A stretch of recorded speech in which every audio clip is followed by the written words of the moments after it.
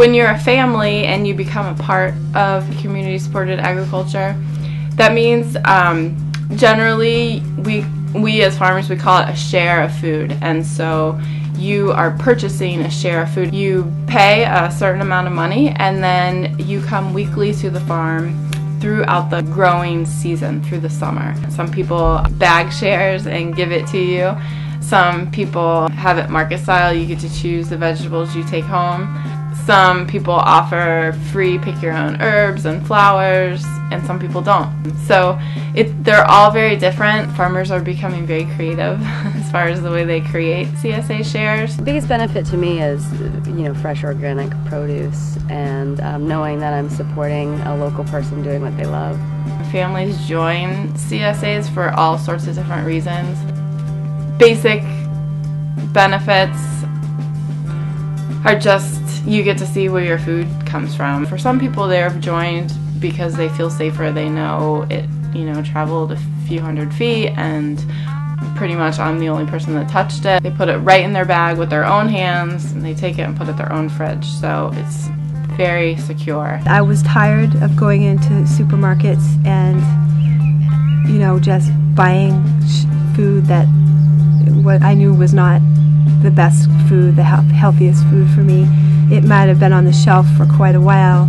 It wasn't fresh produce, and decided that enough was enough, and that I could shop locally and get things in season, and that would be a good way to live and to learn how to eat better. And it's really turned out, it's paid off.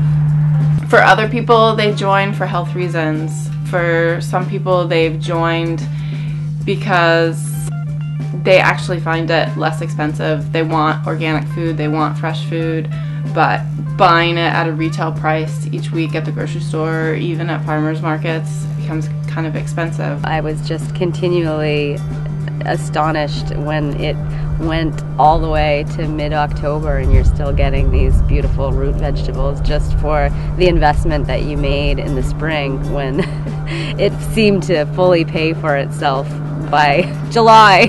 I love it because I get to meet families that are in the area.